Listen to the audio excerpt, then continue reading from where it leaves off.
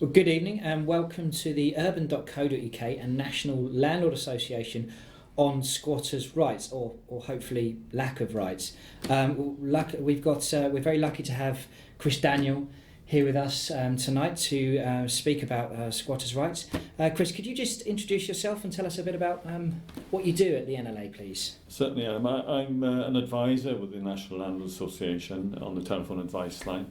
I also train courses for the National Landlord Association as well. Excellent. So let's get straight into it. Do squatters have any rights if they're living in your property? They do have rights. They can't be evicted without due process, and I'm sure we'll go through some of that shortly. But they can't be evicted without due process, particularly and more especially in residential premises, less so in commercial.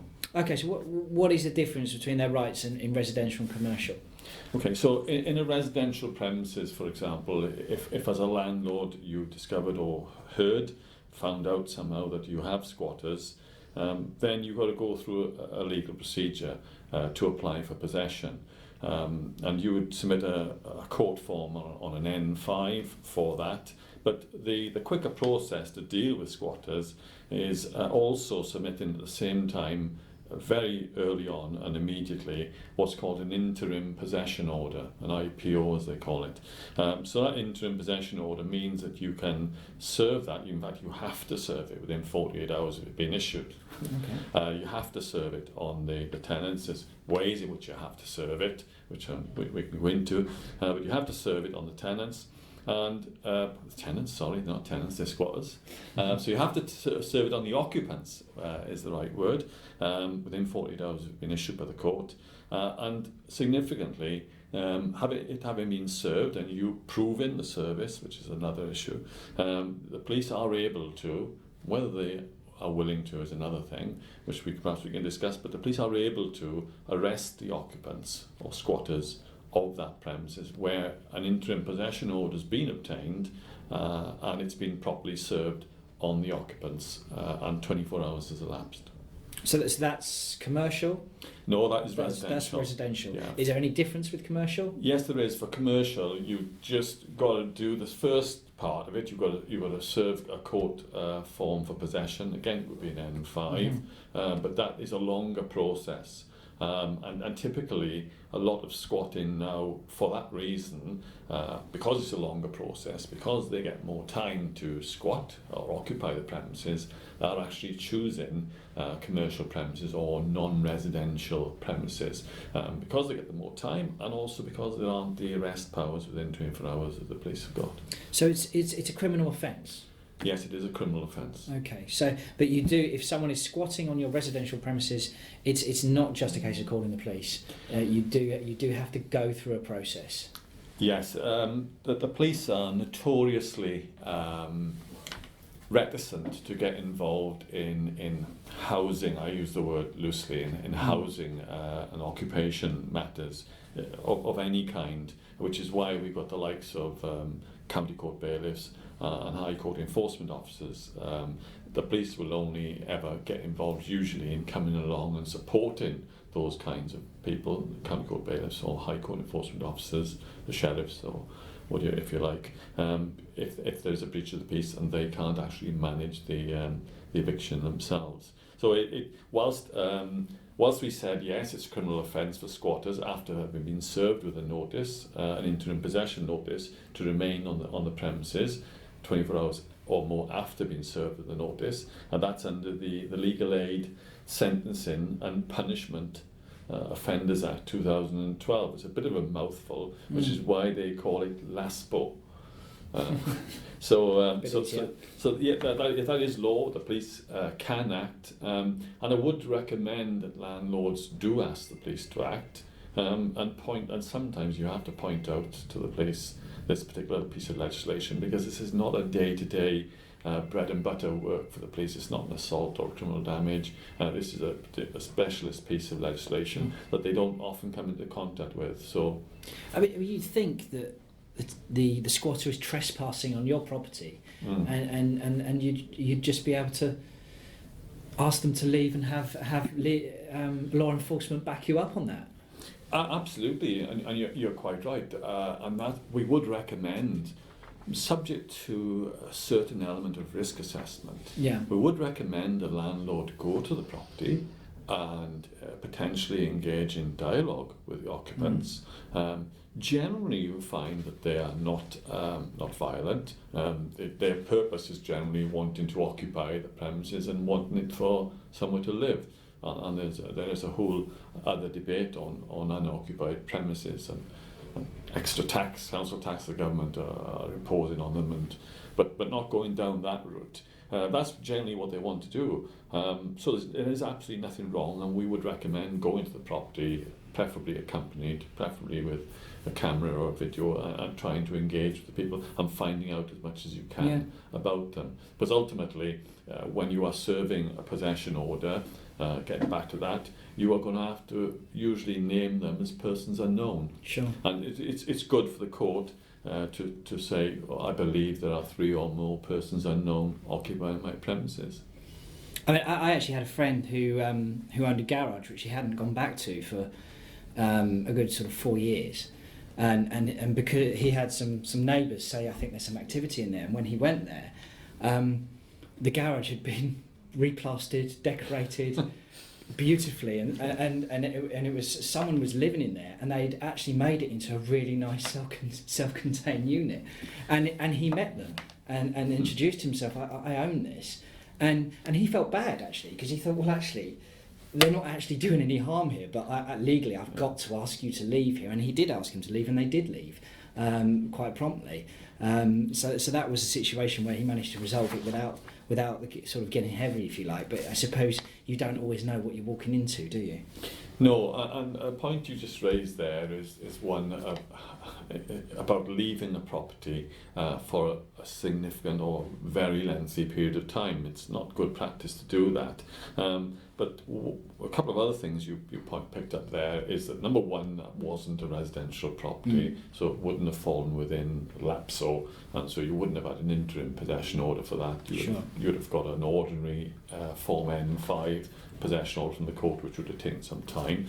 The other point that you mentioned there is that the downside, or the worst case scenario of leaving property for really extended periods of time, and a lot longer than what you said there, it's in the order of 10 or legally 12 years, is that you can, people who occupy or control land for 12 years can apply to the land registry for what's called or known as adverse possession. Sure. And when they do that, the land registry will write, when somebody makes a claim to a title of land, they will write to the previous owner to say there's a claim being made. Yeah. So the moral of the story there for all landlords is to check if they ever move address, that the land registry is updated with a change of address, so somebody isn't applying to take over one of their properties. Yeah, and you can register with Land Registry now to get alerts on all your properties, so you know if someone's trying to commit fraud or trying to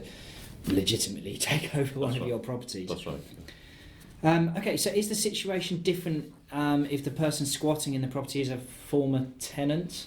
It is. A squatter is a person who has no right to be there, has never had any interest in the land, and can't justifiably claim any right to be in there, and is what the layperson's perception of a squatter is. It's someone who's come there to live, with no kind of connection to the property.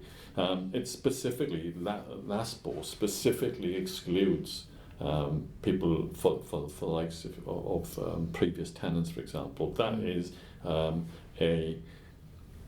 routine, standard, normal landlord possession claim, and it cannot be transferred over, or they cannot be called squatters, or you can't implement any of this against someone who has or has had a right to occupy the property.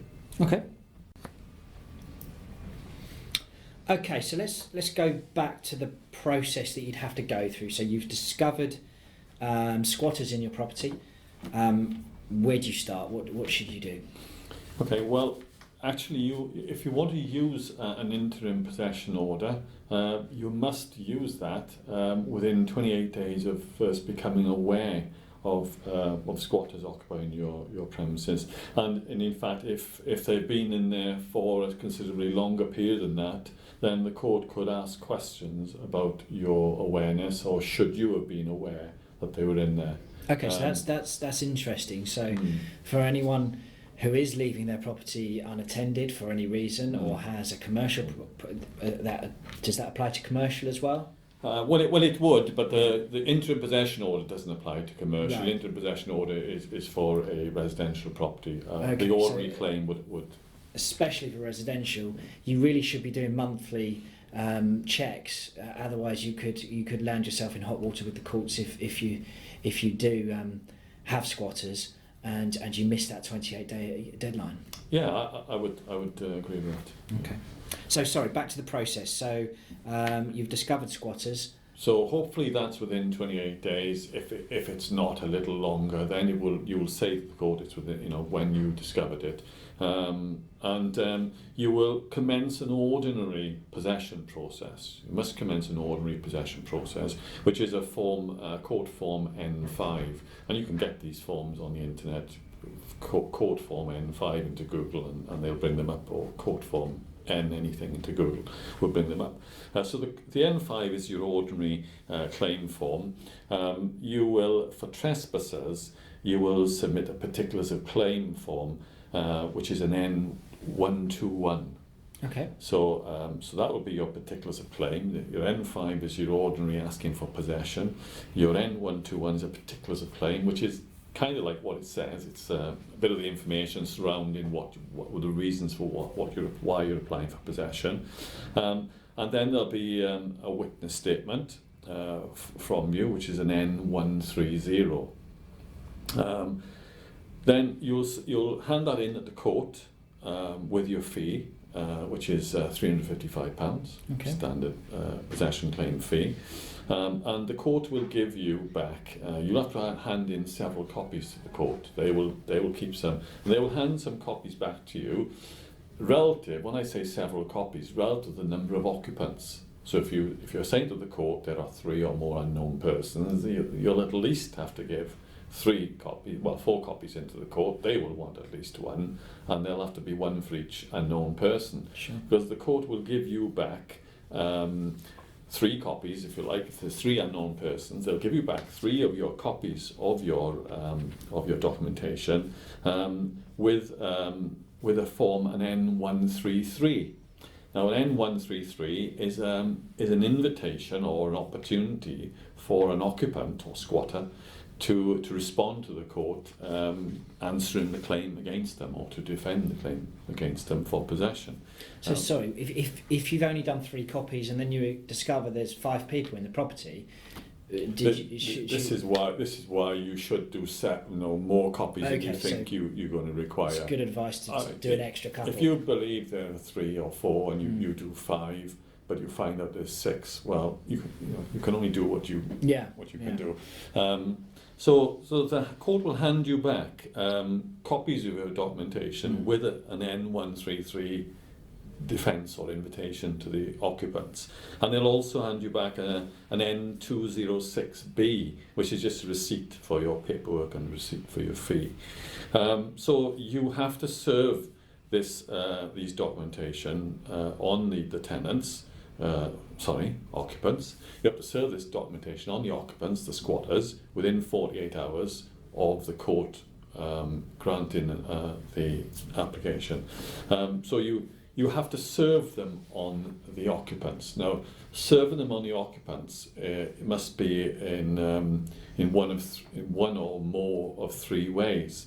One is fixing it in a clear plastic envelope to a conspicuous part of the outside of the property. In other words, the front door. Yeah. That's how a tenant will, or Sure. not a tenant, I keep calling them tenants. That's how an occupant or squatter will be getting in and out of the property. So you'll affix it to the front door, and you should be also delivering them to the letterbox. Now, if you have a poly pocket and you put the document in the poly pocket and put a piece of sellotape across the top, then you've sealed that. That is a clear plastic envelope. Yeah, sure. We'll buy in clear plastic envelopes. So you want several copies of that. more than the number of occupants because of the various ways you have to serve it. You want to put one on the front door and post 3 through the letterbox. The other method is putting them on stakes on the ground. Now, for a lot of residential property, that's probably not necessary. Because they're going to see it on the front door of the property. That just brings me on to something I wanted to mention when we were talking about this earlier, is that if a landlord goes to his property, having been told or believed there are squatters there, and there have been, but they happen to be not there at the moment, they may be out shopping, whatever, a landlord is perfectly entitled to enter that property and secure the property. Okay, so now, it's not like when you've got a tenancy, that's an absolute no-no. Absolutely. If there were tenants in there, you would be illegally evicting them. Yeah. But they're not tenants, and so the reason why we don't recommend that landlords just do that anyway instead of all the court paperwork is because of the potential for a breach of the peace and for violence and confrontation, and the fact that there is a court process for it. But if, as I said, it happens that the property at the time or temporarily is unoccupied, does not stop the landlord from going in or securing the property. But they must be squatters. They can't be. There must be squatters. People you're in dispute with, even No, if you don't, that's right. even if you don't think you've got a contract with potential tenants. But That's right. Or people that are saying to you that they believe they are tenants. People saying to you that they've been given a tenancy agreement from somebody. Now, they may say they've been given a tenancy agreement or maintain they've been given a tenancy agreement from somebody else who lived at the property, and that somebody else you think, oh, I know who they mean, that's a friend of my tenant. But that person was never my tenant, it was my tenant's friend, so they have no legal authority to grant these occupants, squatters, a tenancy, so therefore then they got no rights and I'll just go and kick them out. Well, no, they believe they have, they'll have to argue that in court. The court, I'm sure, will find they don't have rights and will award you possession. But if there's any leeway for anybody thinking that or believing that they have any rights, the place for that is in court. And also the oral tenancy agreement, if you've agreed something with and you've wrongly but mistakenly let someone in your property who promised to sign a tenancy agreement and perhaps had paid you a couple of weeks up front, there is an agreement there, and you have to go through as if you had a tenancy agreement. Yeah. Okay, so where are we on the process? So we have gone to court with these documents, these forms, quite a number of them, and so if people listening to this webinar are members of the National Landlord Association, obviously they'll have access to the telephone advice line, and if you've got access to it and you've paid your membership fee, why not call us and check through this, run through this, even if you've written down all the forms I'm talking about and you've listened to it and replayed it over and over, then it's good to talk, as some commercial telephone company said. So use that opportunity and get out advice to check, even if it's just to check out the processes you are contemplating. So you've done all these forms, and there's a number of them, as I've mentioned, and you've gone back to the property within 48 hours, because you must, and you've served them, posted them on the door, posted them to the letterbox. When you post in this clear plastic envelope on the door, you ideally want to be bearing in mind ordinary service protocols of notices that you'd have for any tenancy agreement or notice under Section 21 or anything else. And you'd be wanting, ideally, with it being a personal service, you'd be wanting to have someone over 18, preferably independent, but not necessarily, but somebody over 18 with you. And I would go so far as to say, anything over and above is good practice. A photograph with the day's newspaper alongside this. Easy enough these days, isn't it? Yeah, with it your is, phones. and it all adds for negating any kind of argument that might come up in court about the notice not being displayed or not being served. Okay, so you've served your notice. What next? So 24 hours has gone by and you contact the police and you ask them to attend and carry out their powers of arrest for what is a criminal offence under the Legal Aid Sentencing and Punishment of Offenders Act. And as I said earlier, you might have to remind the police or tactfully point out that that power that they do have. If for some reason they won't or don't do it, then it's good practice to speak to a supervisor, a police supervisor, a sergeant, and to take their name and to ask for an email where you can email in your request. Because when somebody puts something in writing, it sometimes has a bit more force than a conversation. Particularly when you're pointing out legislation on an email to a police supervisor, then it might make them think, well, perhaps I better look this up and see if I should be acting. So if they don't, well, they don't, and then you'd wait for the full possession claim process, which is the N5 coming up before the court. Now, with squatters, trespassers, claims for possession, fortunately, landlords do find that they are dealt with quicker than your possession claims. So is there anything you have to do, or you just wait? Well, you've submitted the paperwork, and you will go to court and be prepared to give evidence on your claim when the court date is announced.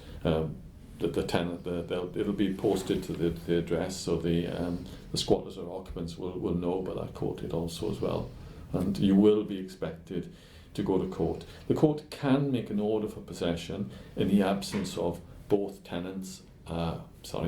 occupants or the landlord, but it's not good practice for certainly the landlord or property owner not to go there, because what if the squatter or the occupant does turn up and you're not there? You don't know what argument they're advancing to the court without any opportunity of defending it. Yeah.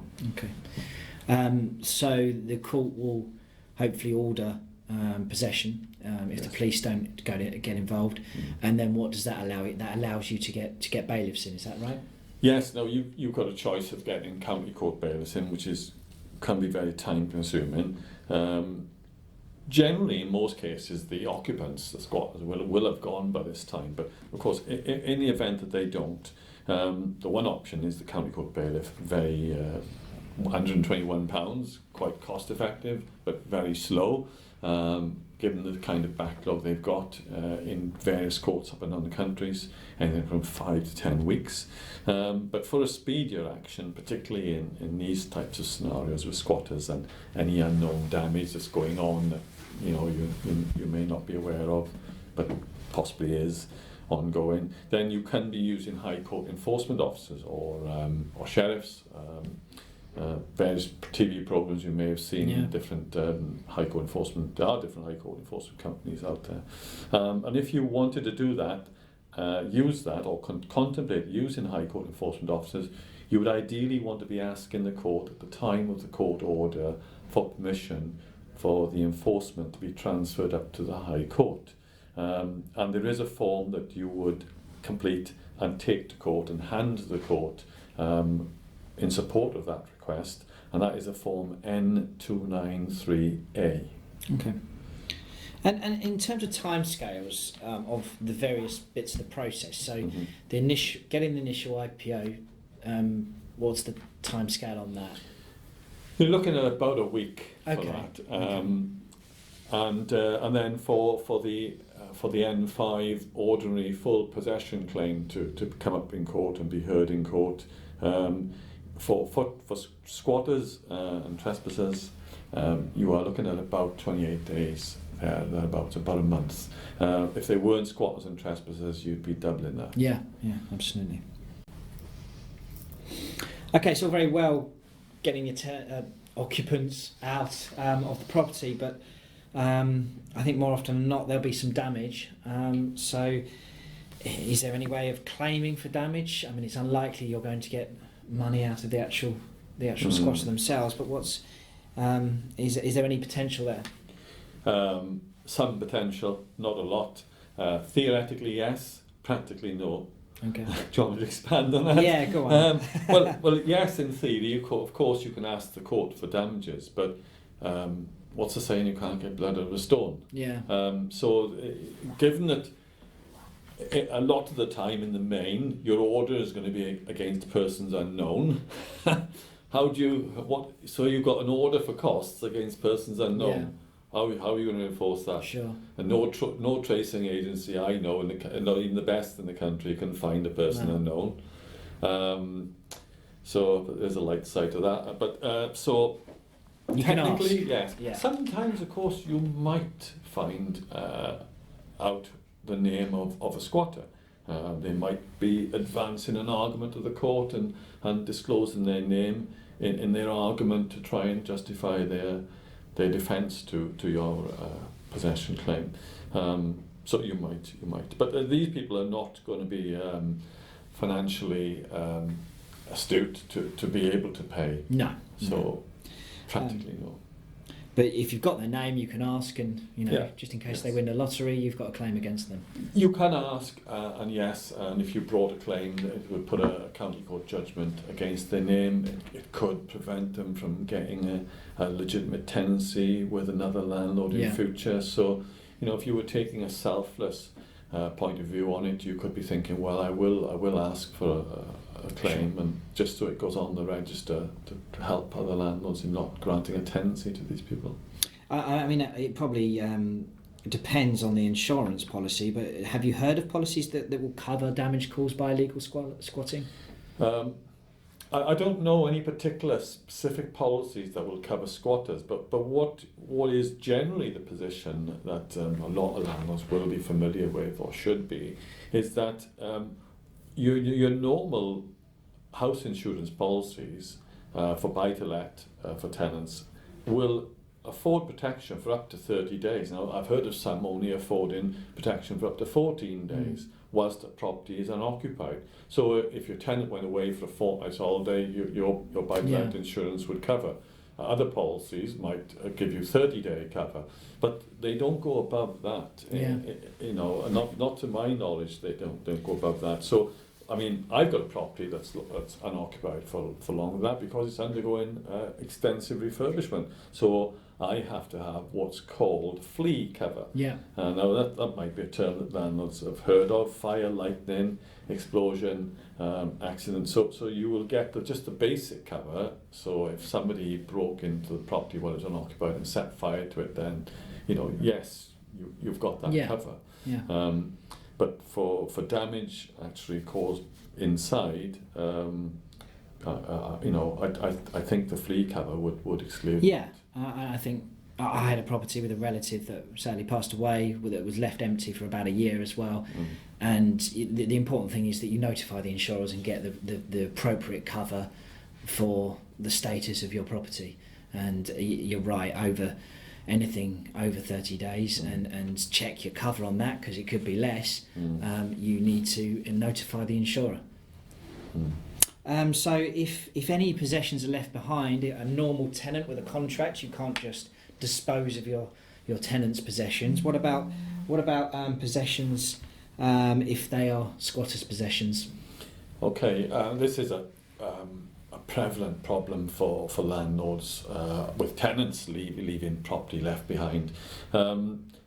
With squatters, it's a little more clear cut in so much as it's mainly likely to be rubbish. They're not going to have an awful lot of possessions to start with. They don't own an awful lot of possessions. Bearing in mind, whatever they brought there, they probably carried there. Yeah.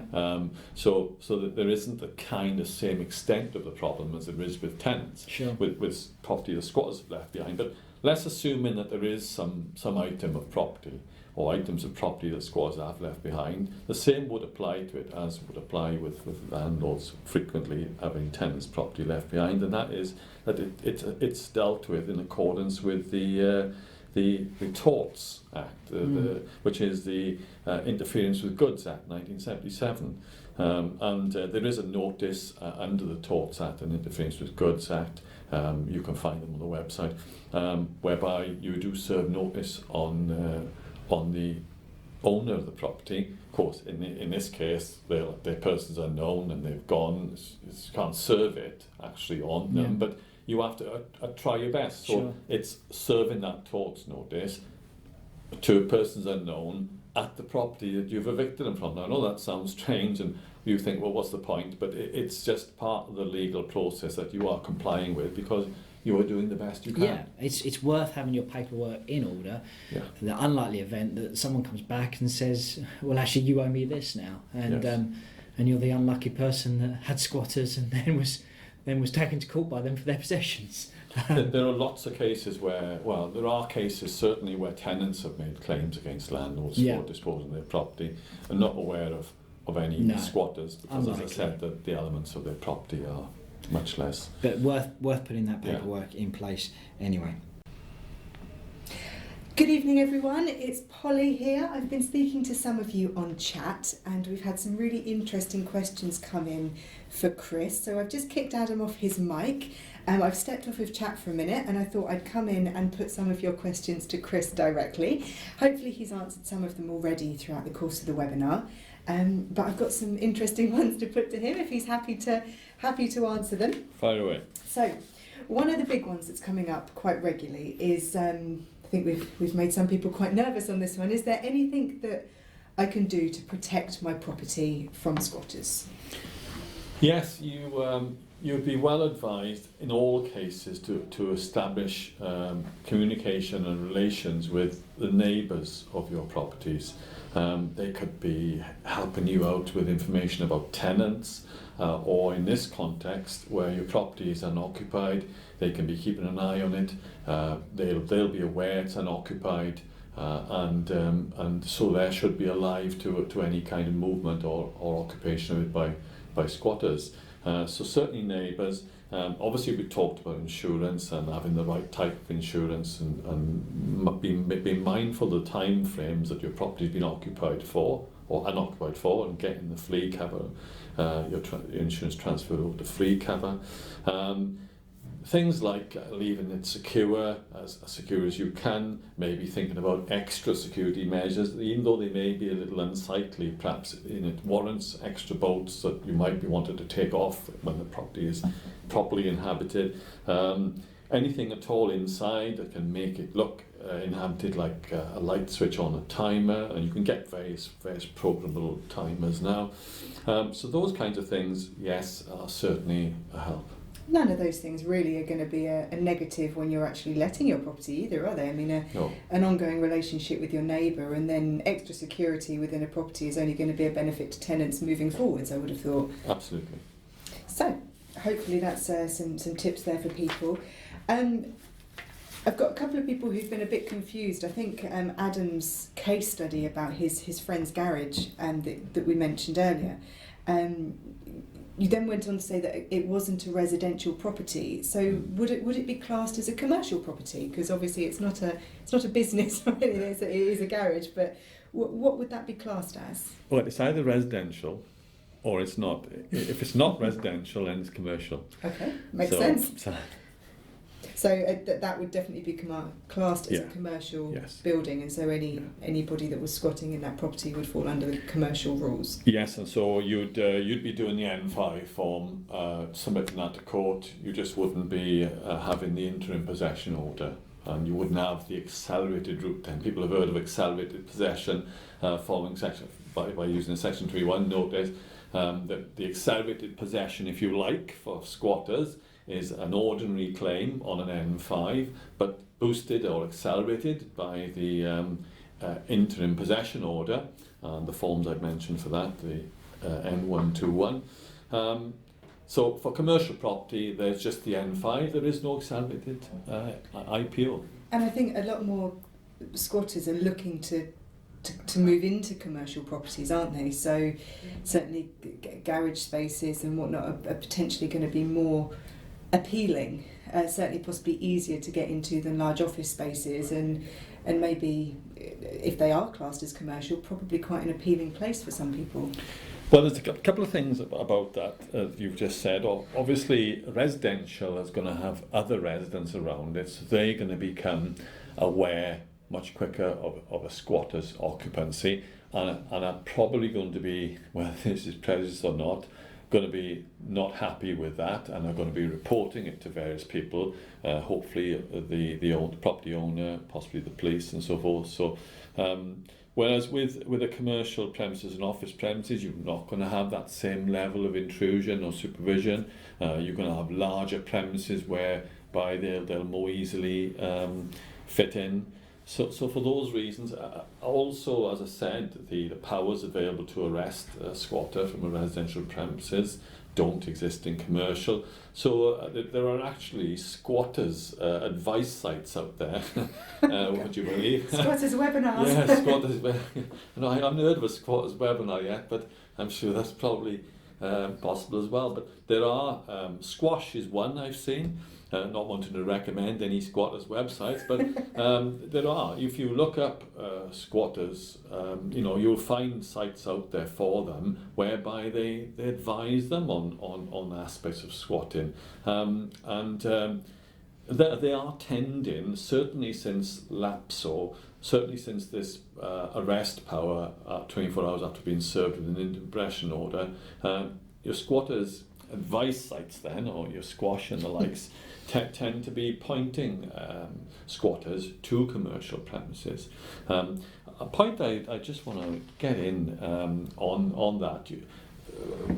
People may have seen notices that squatters may put up outside of premises. Travellers sometimes put notices up like this, and it'll be to the effect of warning anybody about entering that property with any intention to threaten or use violence to secure entry, because they are occupying it. Now, where they are getting that from is actually Section 6 of the Criminal Law Act 1977. So Section 6 of the Criminal Law Act 1977 says that you can't do that. You can't threaten any occupant with violence to secure entry. But Section 7 of the Criminal Law Act 1977 says that thou shalt not squat either. So what squatters have done, in a commandment kind of term, but what squatters have done is they've taken that element of Section 6 to try and protect themselves from anybody trying to enter and with threat. Section 7. Yeah, happily ignoring Section 7 and lapse on. And so just to mention that if any landlord were to see any kind of notice that a squatter has put up saying, keep out of here, we are occupying it now, and a landlord think, what the cheek, it's funny, put a notice up on my property, it's my house. So that has got no effect at all, not in this context. Probably be quite intimidating as well to sort of think, to see, I certainly would feel quite intimidated to see a notice like that and think maybe, well, I wasn't planning on using any undue force to remove people, but ultimately that's almost putting it out there that that's what's expected, and I dare say most people listening tonight probably wouldn't dream of using undue force to remove anyone from a property. So if you see a notice like that, then it does not detract from the process we've discussed. It's something that's borrowed from another section of a different piece of legislation, and it certainly does not prevent the advice that we gave to landlords earlier of there is nothing wrong with attempting some peaceable conversation, just not to threaten or use violence to enter, obviously. Keep it clean. Yes, absolutely. Somebody has asked this evening, would a squatter ever be liable for council tax?